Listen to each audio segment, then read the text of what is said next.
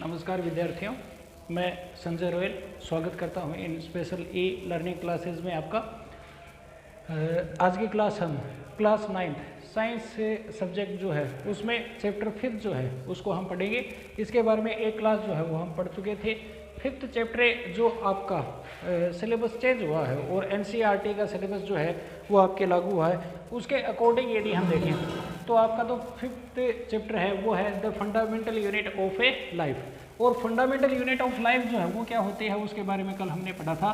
Cell जो है वो क्या है, लिविंग ऑर्गेनिज्म के फंडामेंटल यूनिटें होती हैं। अब सेल को हम डिफाइन कर सकते हैं the structural and functional unit of a living organism is called cell. या सेल जो है वो किसी भी जीव की संरचनात्मक और क्रियात्मक इकाई जो है वो होती है। यानी सभी जीव कोशिकाओं से मिलकर बने और उसमें होने वाली सारी जो जैविक क्रियाएं होती हैं, जो फंक्शनल जो प्रोसेसेस होती हैं, वो सारी की सारी कहाँ पर होती है, एक सेल में ही होती हैं। सेल हिस्ट्री जो है उसके बारे में हमने पढ़ लिया था।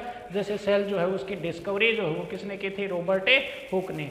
रॉबर्ट हुक ने कॉर्क सेल जो है उनका एक थिन लेयर जो है या थिन सेक्शन जो है उसको काटा था, थिन क्रॉस सेक्शन, और फिर उसके बाद में उसकी स्टडी उन्होंने की तो उन्हें इस तरह के कुछ हेक्सागोनल चैम्बर जो है वो दिखाई दिए, जैसे हनी बी के कोम्ब में होते हैं उस टाइप के, जिसे उन्होंने सेलुली नाम दिया और इसी से बाद में जाकर सेल नाम जो है वो बना।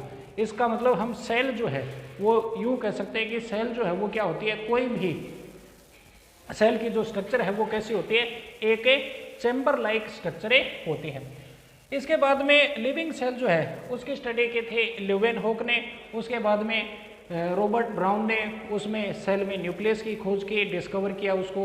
उसके बाद में सेल में साइटोप्लाज्म जो है वो पाया जाता है और सारी फंक्शनल प्रोसेसेज या बायोलॉजिकल प्रोसेसेस जो हैं वो साइटोप्लाज्म में होते हैं, ये बताया था पुरकिंजे ने।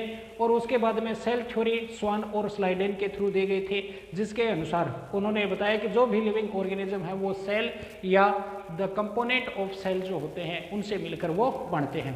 और उसके बाद में रुडोल्फ विर्चोव जो है उन्होंने उसमें थोड़ा सा चेंज और किया और उन्होंने बताया कि ओरिजिन जो है वो एक न्यू सेल की वो ओल्ड सेल जो होती है उससे होती है, या प्रिमिटिव सेल जो है वही क्या करती हैं, न्यू सेल्स का ओरिजिन करती हैं।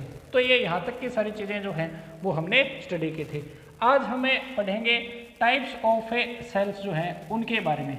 अब टाइप्स ऑफ सेल जो है वो अलग अलग बेसिस पर डिस्क्राइब किए जाते हैं। नॉर्मली यदि हम देखें तो एक सेल जो होती है उसकी शेप की बात करें, अब शेप के बेसिस पर देखें तो सेल जो है वो अलग अलग शेप के हो सकते हैं। एक शेप जो है वो इरेगुलर शेप के भी हो सकते हैं। इरेगुलर शेप जो है उसका एक बेस्ट एग्जांपल जो है वो मिलता है अमीबा। अमीबा जो एक लिविंग ऑर्गेनिज्म है, जो एक यूनिसेलुलर ऑर्गेनिज्म होता है, जो केवल एक ही सेल से मिलकर बना होता है, उसमें उसकी जो शेप है वो इस तरह से हम शो कर सकते हैं। हालांकि कोई निश्चित शेप नहीं है, इस तरह की भी हो सकती है, इस टाइप की भी हो सकती है, इस टाइप की भी हो सकती है। तो अमीबा जो है वो इरेगुलर शेप जो है वो शो करता है। लेकिन नॉर्मली यदि हम देखें तो सेल्स वगैरह जो होते हैं उनकी कुछ रेगुलर शेप होती हैं, और रेगुलर शेप जो है वो अलग अलग टाइप के हो सकते हैं। रेगुलर शेप जो है वो स्फेरिकल हो सकती है, क्यूबॉइडल टाइप के हो सकते हैं, या फिर कोलुमनर टाइप के हो सकते हैं, या सिलेंड्रिकल टाइप की एक सेल जो है वो मिल सकती है, कोनिकल टाइप के सेल जो हैं वो भी मिल सकते हैं, ओवुलर टाइप के भी हो सकते हैं इस तरह से, या हेक्सागोनल, पेंटागोनल इस टाइप की सेल्स जो हैं वो भी मिल सकते हैं। तो इस तरह से सेल्स को यदि हम देखें तो उनकी कोई डेफिनेट सेल शेप के बेसिस पर देखें तो कोई निश्चित आकृति जो है वो उनकी नहीं होती और अलग अलग आकृति की ये मिलती हैं। इसके बाद में शेप के बाद में तो शेप में केवल ये ध्यान में रख लें कि इरेगुलर शेप जो है सेल की वो कौन शो करता है, अमीबा शो करता है। इसके बाद में हमें आते हैं दूसरे पॉइंट पर, टाइप्स वगैरह की हम बात कर रहे हैं। तो न्यूक्लियस की प्रेजेंस के बेसिस पर यदि हम देखें तो सेल को हम दो पार्ट में डिवाइड कर सकते हैं, एक प्रोकैरियोटिक सेल्स और एक यूकैरियोटिक सेल्स। हालांकि उनको हम पढ़ेंगे सेल की पूरी स्ट्रक्चर पढ़ने के बाद में। इसी तरह से प्लांट सेल और animal cells presence on the basis of presence in animals और प्लांट्स, तो उसको भी हमें अलग अलग तरीके से डिफाइन कर सकते हैं या अलग अलग तरीके से उनको हम पढ़ते हैं। इसके बाद में हम आते हैं साइज ऑफ ए सेल। अब सेल जो है वो बहुत ही छोटी साइज वाली स्ट्रक्चर होती है और नॉर्मली एक सेल जो है उसको हम नेकेड आई से डिटरमाइन नहीं कर सकते हैं या नेकेड आई से इसको ऑब्जर्व नहीं कर सकते हैं। तो ऑब्जर्वेशन के लिए हमें माइक्रोस्कोप की जरूरत पड़ती है, क्योंकि एक माइक्रोस्कोपिक नेचर की होती है क्या, एक सेल। तो एक सेल जो है वो बहुत ही छोटी होती है और सेल की साइज जो है उसको हम नॉर्मली माइक्रोन में प्रेजेंट करते हैं। माइक्रोन का मतलब होता है 1 micron is equal to 10⁻⁻⁶ metre, जो एक बहुत ही छोटी यूनिट होगी। या फिर साइटो ऑर्गेनेल्स वगैरह के बारे में हम पढ़ते हैं तो उसमें हमें नैनोमीटर जो है nm, इसकी भी बात करते हैं, जिसका मतलब होता है 10⁻⁻⁹ मीटर। तो ये इस तरह से इनको अलग अलग रूप में शो किया जाता है, या कई बार एंगस्ट्रोम में भी शो करते हैं। 1 एंगस्ट्रोम हैज़ 10⁻⁻10 मीटर। तो इस बेसिस पर देखें तो ये अलग अलग टाइप के हो जाते हैं। साइज का मेजरमेंट करने का जो यूनिट है वो अलग अलग हो सकती हैं, माइक्रोन या मिलीमीटर भी, माइक्रोमीटर भी इसको कह सकते हैं, नैनोमीटर, एंगस्ट्रोम, इनके अंदर इनको रिप्रेजेंट करते हैं। अब इसके बेसिस पर देखें तो कुछ नॉर्मल फैक्ट वगैरह जो हैं वो आते हैं, जैसे एक है लार्जेस्ट या कह सकते हैं बिगेस्ट सेल। अब लार्जेस्ट या बिगेस्ट सेल जो है वो होती है ऑस्ट्रिच एग।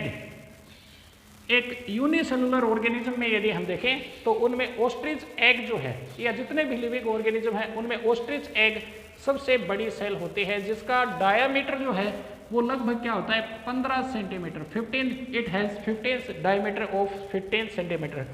इसके बाद में स्मॉलेस्ट सेल, इसकी हम बात करें, ये दो चीज़ें ज़रूर से आपको ध्यान में रखनी है, biggest and smallest cell. Smallest cell जो है वो है माइकोप्लाज्मा लेड-लेवाई। तो माइकोप्लाज्मा लेड-लेवाई ये सबसे छोटे सेल जो है वो मिलते हैं। ये एक यूनिसेलुलर माइक्रोस्कोपिक टाइप का ऑर्गेनिज्म या माइक्रो ऑर्गेनिज्म में होता है। इसके अलावा यदि हम देखें तो यूनिसेलुलर ऑर्गेनिज्म जो होते हैं उनके अंदर यदि हम देखें तो यूनिसेलुलर ऑर्गेनिज्म में जो बिगेस्ट सेल है या लार्जेस्ट सेल है वो होती है एक एल्गी एसिटाबुलेरिया। तो एसिटाबुलेरिया ये एक सबसे बड़ा यूनिसेलुलर ऑर्गेनिज्म इसको हमें कह सकते हैं। इसके बाद में यदि हम बिगेस्ट या लार्जेस्ट सेल की बात करें, लार्जेस्ट ह्यूमन सेल जो हमारे शरीर में मिलती है, या फिर लार्जेस्ट प्लांट सेल। तो लार्जेस्ट ह्यूमन सेल या एनिमल सेल की बात हम करें तो नर्व सेल जो होते हैं, जो हमारी नर्व्स को बनाते हैं, ये नर्व सेल जो है वो लार्जेस्ट ह्यूमन है या एनिमल सेल है। और लार्जेस्ट प्लांट सेल जो मिलती है वो मिलती है बास्ट फाइबर के फॉर्म में। बास्ट फाइबर जो प्लांट की बार्क या छाल होती है उसमें मिलने वाले ये फाइबर होते हैं, पतले रेशे के रूप में ये काम में लिए जाते हैं। जैसे सूतली वगैरह जो है वो इन्हीं के बने हुए होती हैं। तो इनको आप पॉज करके वीडियो को और एक बार अपनी नोटबुक जो है उसमें आप जरूर से नोट कर लें, खास तौर से largest cell and smallest cell, ये दो चीज़ें जो है इनको आप जरूर से ध्यान में रख लें। इसके बाद में यहाँ पर ये सेल की स्ट्रक्चर, शेप, साइज वगैरह ये जो हमने स्टडी की, उसके बाद में हम एक नॉर्मल जो सेल होती है उस नॉर्मल सेल की जो स्ट्रक्चर है उसकी स्टडी जो है वो हम यहाँ पर करेंगे।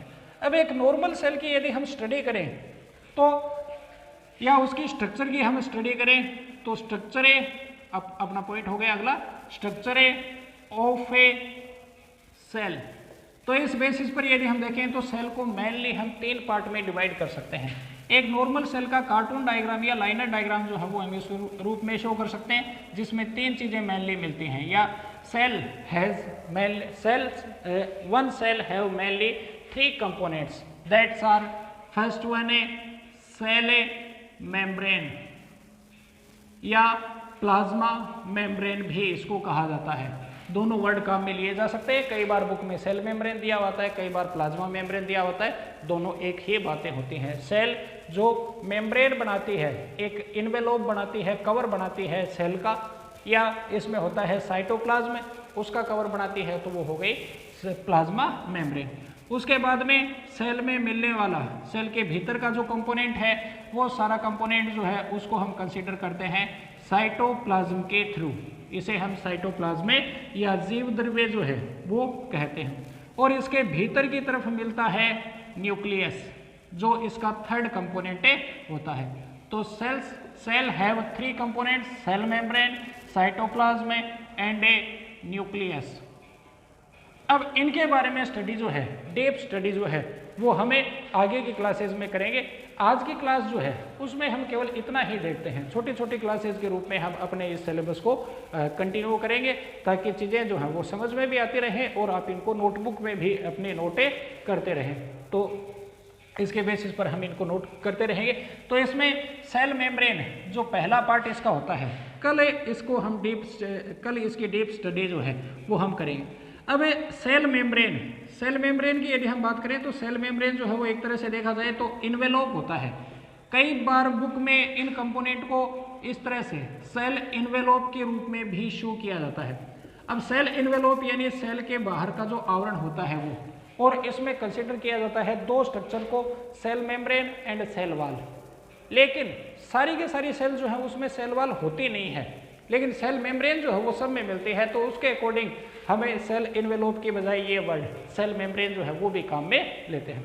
तो कल इस सेल मेम्ब्रेन की पूरी स्ट्रक्चर और इसका जो फंक्शन है उसके बारे में हम पढ़ेंगे। तो आज की क्लास में इतना ही, धन्यवाद।